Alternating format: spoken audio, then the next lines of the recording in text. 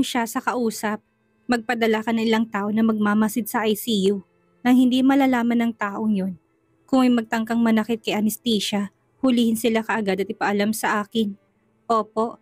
Sumang-ayon si Benedict at nagpadala ng ilang tao na magbabantay sa ICU nang hindi napapansin. Pumunta siya sa ibang kwarto upang magpahinga. Sa koridor, nakita ni Jackie si Marie Chris na umalis. Dali-dali niya tinawagan si Marie Chris. Miss Marie Chris, umalis na si Sarah sa labas ng ICU. Nagtago siya sa ospital buong maghapon at magdamag upang hintayin ng pagkakataon na mag-relax si Sarah at mawala ng gwardiya si Anastasia sa labas. Noong una si Anastasia ay nasa presinto at hindi magawa ni Marie Chris ang anumang hakbang laban sa babae, kaya't nagbayad na lang siya ng isang truck upang sagasaan to. Ngunit hindi siya namatay. Nang marinig na may pagkakataon pang mabuhay si Anastasia, nag-aalala pa rin si Marie Chris at nabalisa. Kaya ay pinadala si Jackie upang magbantay kay Sarah. Naghihintay ng pagkakataong mag-relax ito at makagawa ng huling hakbang upang patayin si Anastasia. Habang buhay pa si Anastasia, ang lihim ni Marie Chris ay hindi pa ligtas. Medyo nababaliw na siya sa puntong ito. Magaling magkunwari kang nurse at pumasok sa ICU para palitan ang gamot ni Anastasia. Kapag nagawa mo yon, tapos na ang mission mo. Utos niya dito. Matapos magsalita si Marie Chris, nag-alala siyang baka hindi sumunod si Jackie sa kanyang ipinag-uutos. Kaya't idinagdag niya, Jackie, kapag natulungan mo ko sa bagay na ito, ako nang bahala sa lahat ng utang na pinagkakautangan ng ama mo sa pagsusugal. Dagdag pa dyan, bibigyan kita ng 3 milyong piso upang mamuhay ka ng walang alalahanin sa natitirang bahagi ng iyong buhay. Pagkarinig ni Jackie sa mga salitang binitawan ni Marie Chris, nagdesisyon siya kaagad at sinabing, Miss Marie Chris, huwag kayong mag-alala, tsak na gagawin ko ito. Okay, ngumiti siya, ibinaba ang telepono at tumingin sa babae sa harapan niya. Miss Sanchez, salamat sa tulong mo. Kung hindi dahil sa tulong mo, talagang mawawalan na ako ng pag-asa. Ang babae sa tapat ni Marie Chris ay walang iba kung hindi si Cindy Sanchez. Maganda din ang babaeng ito, lalo ng mga mata. Ngumiti ito kay Marie Chris saka nagsalita. Natulungan na kita pero paano naman ang hinihingi ko sa'yo? Nung gabing iyon ang tawag na natanggap ni Marie Chris ay mula kay Cindy. Nalaman ni Cindy na talagang may alitan sina Marie Chris at Sarah, kaya siya mismong nakipag-ugnayan sa babae. Ang desperadong si Marie Chris ay para bang nakakita ng tagapagligtas. Sinabi niyang meron isang nakakagimbal na lihim sa pagitan ni Marie Chris at Zephyr at humingi siya ng 30 milyong piso kay Cindy upang maayos niyang kanyang problema. Nakita nitong problema ni Marie Chris ay si Sarah kaya't kagad siyang pumayag. Ngayon nakipagkita si Cindy sa kanya upang hingin ang lihim na sinasabi niya. Ngumiti siya ngunit hindi ibinigay ang lihim na ipinangako dito. Miss Sanchez, pinagkasunduan natin na ibibigay ko sa iyong lihim na ito pagkatapos ng lahat ng ito at kapag ligtas na ako makakaalis ng bansa. Ang lihim na yon ay tungkol sa pagkamatay ni Brandon De Vera na kinukonsidera niya bilang isang matinding sandata laban kay Sarah. Hindi niya basta-bastang sasabihin ito sa iba. Paano kung matapos nito sabihin kay Cindy hindi na siya tulungan ito? Paano naman siya? Hindi siya tanga. Ang kasalukuyan niyang plano ay makaalis ng bansa. Wala na siyang lugar na matutuluyan sa Pilipinas ngunit kung makakapunta siya sa ibang bansa, sa pamamagitan ng kanyang talino at kakayahan, tiyak na makakahanap siyang ng magandang buhay doon. Dumilim ang mukha ni Cindy. Miss Marie Chris, pinagkasunduan natin na bibilihin ko ang iyong nakakagimbal na lihim ng 30 milyon. Ngayong nabayaran na kita, bakit ayaw mo pa rin sabihin ito sa akin? Oo, ngunit sinabi ko rin na umaasa kung matutulungan mo akong makaalis ng bansa. Tugon ni Marie Chris na walang bahid ng kahit na ano sa mukha. Isa lamang yung plain na tingin na hindi mo malalaman kung anong iniisip. Sabihin mo na muna sa akin ang lihim na yon at nangangako ako na tutulungan kitang makaalis ng bansa agad-agad. Pangungumbinsi ni Cindy sa kanya. Ngumiti si Marie Chris at sinabing, hindi pwede, masyadong malaki ang sekreto na ito. Kung malalaman ni Zephyr na pinagsabi ko ito, tsak na hindi niya ako patatawarin. Kaya kailangan kong maghintay na makaalis ako ng bansa at maging ligtas bago ko sabihin sa iyo ang lahat. Medyo hindi natuwa si Cindy sa kanyang sinabi. Upang aluin ito, ngumiti siya sa babae. Miss Sanchez, huwag kang mag-alala, malaki ang naitulong mo sa akin. Lubos ako nagpapasalamat sa iyo at hindi kita lolokohin. Kapag nakalabas na ako ng bansa, sasabihin ko sa iyong sikretong iyon. Ang sikretong ito ay sapat na upang magkatuluyan sina Zephyr at Sarah magpakailanman. Sabik na sabik si Marie Chris sa kanyang mga balak at ang isipin pa lang na hindi na magkakatuluyan, ang dalaway nakakaramdam siya ng galak. Ito ay isang malaking regalo na nais niyang ibigay kay Sarah pagkatapos niyang umalis ng bansa. Magpapakalayo-layo siya upang hindi na siya mahabol ng mga ito. Ipapaalam niyang balita tungkol sa pagpatay ni Rogelio kay Brandon sa pamilya de Vera. Sa pamamagitan ni Cindy, kapag nalaman ng pamilya de Vera ang sekretong iyon habang buhay nang hindi makakapasok si Sarah sa pamilyang yon at magkakalayo na sila. Nang tuluyan ni Zephyr, ang ama ni Brandon de Vera ay si Sandro de Vera, ang matandang lalaking pamilya, kaya paano nito paliligtasin ang taong pumatay sa sarili nitong anak? Si LV naman, ang asawa ni Brandon, paano naman papayagan ng mga yun na magsama sina Sarah at Zephyr? Gayong si Rogelio ang pumatay kay Brandon de Vera na yon. Lalo na si LV, paano niya matatanggap ang anak na babaeng pumatay sa kanyang asawa bilang asawa ng kanyang manugang? Talaga bang ganong kalakas ang sekretong ito? Tanong ni Cindy na pinapalakas ang loob na may kasamang kagalakan sa mga mata. Sumagot siya na may kayabangan. Kung mailalantad ang sekretong ito, tsak na tatanggapin ka ni Madame de Vera bilang kanyang daughter-in-law at ikaw ang pinakamagandang kandidato para dito. Maganda ka, may kakayahan at may magandang background sa pamilya. Ikaw ang pinakakarapat dapat kay Zephyr. Napakasaya ni Cindy na marinig ang sinabi ni Marie Chris. Subalit hindi niya alam na sa isipan ng babaeng kaharap, isa lamang siyang lintana na isipsipin ng dugo sa mayamang pamilya. Sa ospital, nakita ni Jackie na umalis na si Sarah at walang bantay sa labas ng ICU. Lihim siyang nagpalit ng uniform pang nurse at tinulak ang cart papuntang ICU. Sa loob ng ICU, nakahiga ng tahimik si Anastasia. Nagsimula nung kumilos si Jackie. Inilabas ang gamot na kanyang inihanda at malapit nang iturok ito sa infusion bottle ni Anastasia. Ngunit bago pa siya makapag-injection, tinakpan ng kanyang bibig, nahawakan ng kanyang mga kamay at kinuhang gamot sa kanyang mga kamay. Kinuha ni Benedict ang kanyang syringe. Tinignan ito at ngumiti. Ngayong pagkakataon, tsak na may ebidensya na kami. Nag-alab ang takot sa mukha ni Jackie at agad siyang nahulit dinala sa kwarto kung saan nagpapahinga si Sarah. Nakahiga siya sa kama at umupo nang marinig ang ingay mula sa labas. Dinala ni Benedict si Jackie sa harapan niya. Hawak ang syringe at sinabi sa kanya, "Ma'am, nais ni Jackie gamitin ang gamot na ito upang patayin si Anastasia. Nahuli namin siya at tsak na may ebidensya na tayo." Tiningnan ni Sarah ang gamot at sadyang sinabing, "Sige, tawagin niyo ng mga pulis." Ang paggamit ng gamot upang saktan ang tao isang uri ng krimen. Lumuwang mga mata ni Jack at malamig na pawis ang tumulo at subigaw.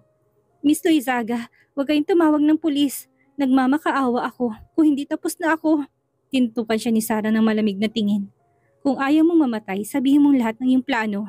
Bakit kayo pinadala ni Marie Chris dito? Anong balak niyang gawin?" Namutla siya, pinigilan ng mga labit hindi nagsalita. Muli nagsalita si Sarah. "Jackie, 24 anyos ka pa lang at napakabata mo pa. Kung makukulong ka, makakatanggap ka ng hindi bababa na 10 taon na sentensya. Dahil sa ginawa mo, paglabas mo nasa mga 45 taon ka na." Habang pinapakinggan ni Jackie ang mga salitang iyon, patuloy ang pag-agos ng malamig na pawis sa kanyang noo. Ngunit tayo pa rin niyang magsalita. Naramdaman ni Sarang naguguluhan at nag-aalangan ng babae, kaya binigyan niya ito ng isang tagubilin. "Hindi mo gustong magsalita? Okay lang, ngunit sa huli, ikaw lang ang makukulong. Hindi ka tutulungan ni Marie Chris. Hindi na siya makakatulong ngayon. Kung makukulong ka, lilisanin ka niya at hindi ka natutulungan at ikaw ang magsisilbing salarin para sa kanya. Tapos ng buhay mo. Pinapayuhan kita na mag-isip ka para sa iyong sarili. Oo, sa huli, mag-iisip ang bawat isa para sa kanilang sarili." Habang iniisip ito ni Jackie, lalo siyang natakot. Bigla siyang tumingal at inamin ang naging utos sa kanya. "Si Miss Marie Chris pong nag-utos sa akin. Plano niyang patayin si Anastasia at magtago sa ibang bansa." "Meron pa bang iba?" tanong pa ni Sarah. Umiling siya. "Yan lang pong alam ko. Hindi ko na po nakikita si Miss Marie Chris ng matagal. Nakikipag-ugnayan sa akin ngayon dahil may utang ang ama ko sa sugal. Wala na akong ibang mapupuntahan kaya lumapit ako sa kanya. Inutusan niya akong tulungan siya sa bagay na ito. Kapag tapos na, bibigyan niya ako ng 3 milyon. 3 milyon? Naguluhan si Sarang bigla. Bankrupt na si Marie Chris. Walang pera. Naka-freeze sa bangko ang kanyang account. Saan ito kukuha ng perang pambayad kay Jackie? Tila meron talagang tumutulong sa demonyitang iyon sa likod ng mga pangyayari. Ngunit, hindi pa alam ni Sarah kung sino ito. Iniisip niya ito at sinabi kay Jackie, "Pwede ka nang umalis at sabihin kay Marie Chris na hindi natuloy ang plano." Nagulat si Jackie at tumingala. "Miss Loizaga, papayagan niyo ba akong umalis? Pwede kitang pabayaan, ngunit simula ngayon kailangan mo tulungan akong gawin ng mga bagay. Kapag nahuli si Marie Chris, kailangan mo magtestigo laban sa kanya at sabihin ang lahat ng alam mo." "Okay, Tumango si Jackie na may pasasalamat. Dagdag pa niya, pagbalik mo sa kanya sabihin mo kay Marie Chris na biglang nagising si Anastasia. Dumating ang mga doktor at hindi mo nagawang sinasabi niya. Okay, gagawin ko kagad. Nagmamadaling tumakbo palabas si Jackie na makita to ni Benedict na umalis. Nagtanong siya, Ma'am, papayagan niyo na ba siyang umalis? Hindi ba kayo natatakot na bumaligtad siya? May ebidensya tayo laban sa kanya. Kung ayaw niyang makulong, hindi siya tatalikod sa atin. Malamig ang mga mata na sagot niya. Matapos ayusin ang mga bagay, nakatulog na siya. Lumabas ng pintuan si Benedict at agad na tinawagan si Zephyr. Kinuwento niyang nangyari ng mga oras na yon. Napahawak sa kanyang sentido si Zephyr at bahagyang minasahi yon. Nasaan ang asawa ko ngayon? Yun pa rin ang term niya kay Sarah, hindi niya yun binabago mula pa noon. Kahit sa bahay nila, ganun niya ito hanapin. Kaya nasanay ang mga kasama nila na tawagin itong Ginang o Mrs. Mia. Natutulog po siya.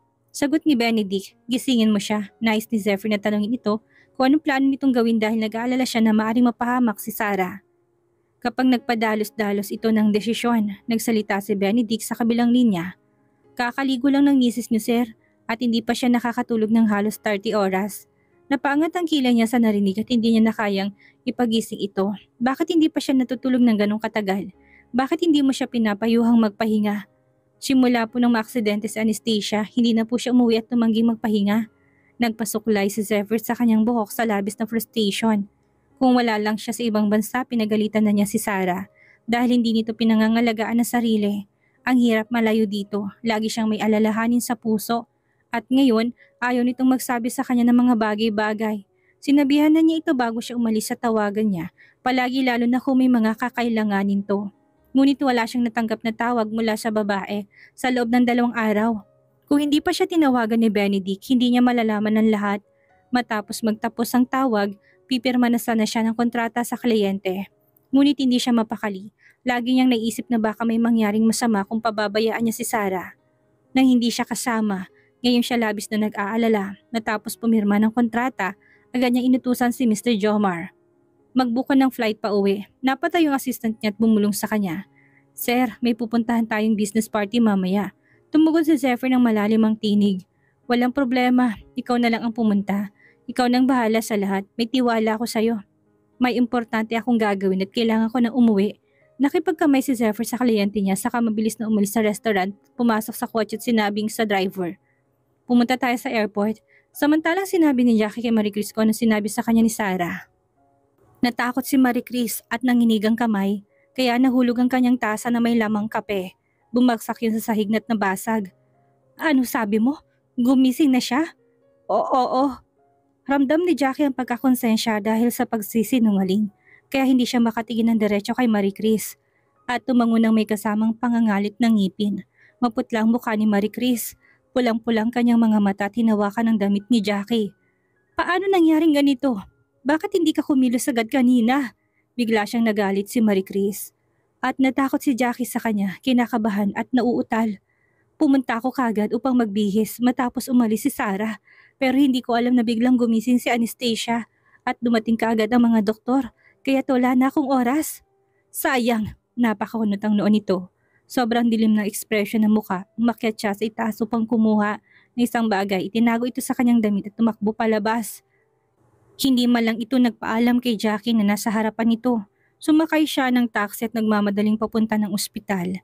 Pagdating niya sa ICU area, nakita niya si Sarah nagmamadaling lumapit at nagtanong sa doktor na nakatayo sa labas. Dok, gising na ba siya?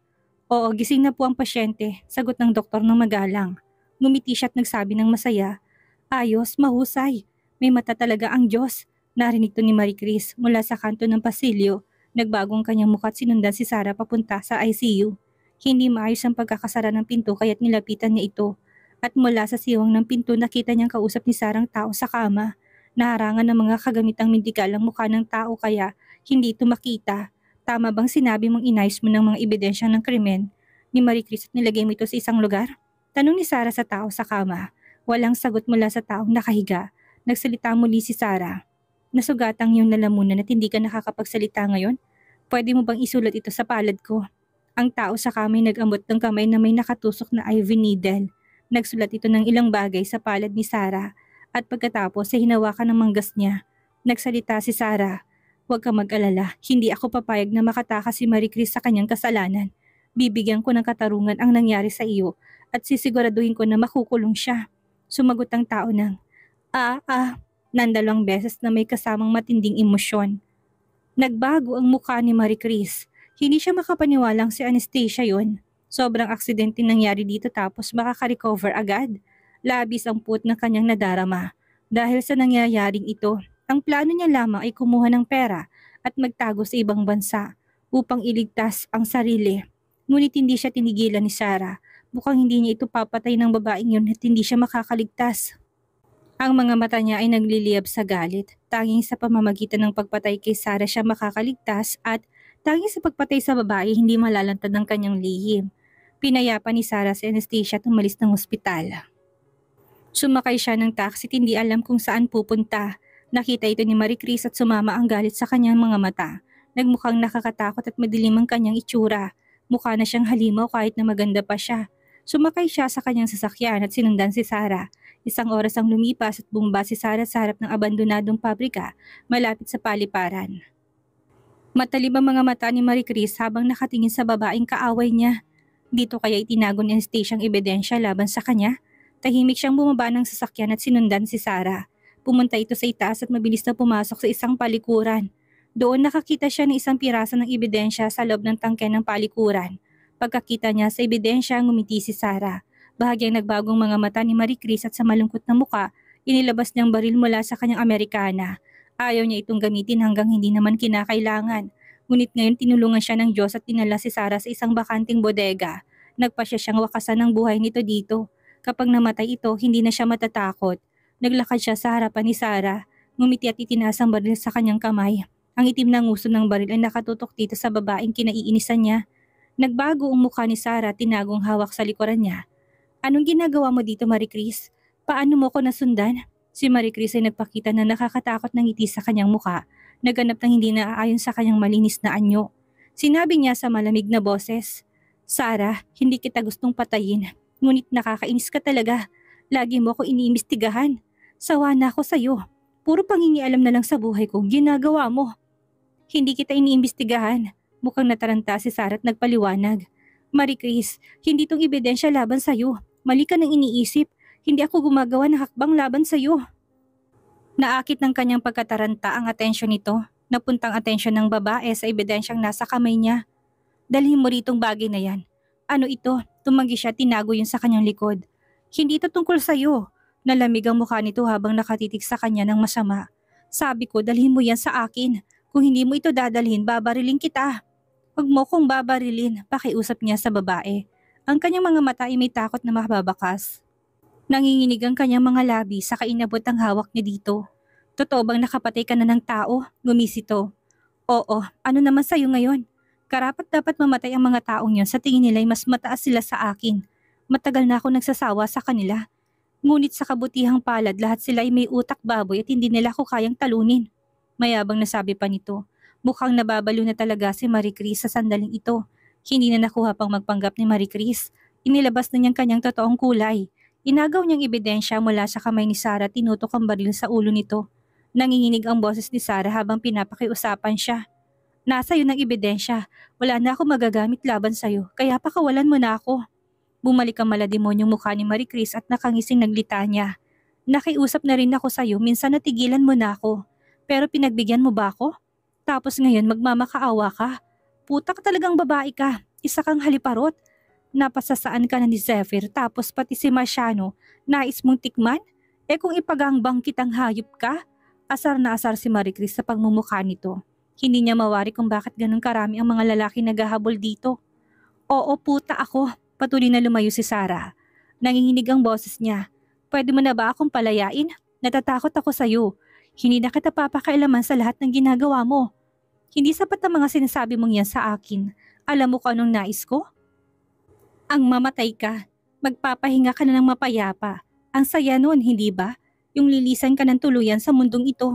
Ang maliw demonyong mukha ni Marie Chris ay parang isang baliw. Nanginginig ang mga mata ni Sarah at halos sumubsob at naglulumuhod na siya sa sahig. Nakatitig si Sarah kay Marie Chris. Nakakaawa ang kanyang itsura na takot. Ang luha sa kanyang mga mata ay nagumpisa ng bumagsak. Marie Chris, maaari mo bang sabihin sa akin kung anong sinabi mo sa tatay ko bago siya nahulog sa hagdan? Nakikiusap ang kanyang boses. Nagmamakaawa. Binalak na sanang isekreto yung lahat ni Marie Chris. Subalit mas nais niyang mamatay si Sarah na may galit at takot sa puso. Sa kamatinding alalahanin, nakabalik ako sa Pilipinas nang hindi nalalaman ni Zephyr at lihim ko kayong pinagsubaybayan ng tatay mo. Alam mo kung bakit? Nais ko talagang mamatay ang Rogelio na yun eh. Saka nilaro-laro niyang baril sa harapan ni Sarah. Alam kong buntis ka at alam ko ring nag-relapse ang myocarditis ng tatay mo. Sinadya kong pumunta sa tatay mo sa oras na yon para makita kung pwedeng makapatay ng dalawa sa isang bato lang. Isang patay at isang baliw.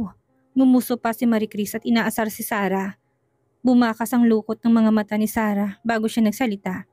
Bakit mo ba ako ginaganito? Anong masama kong ginawa sa'yo? Upang saktan ako ng ganito katindi at pasakitan ng aking buhay.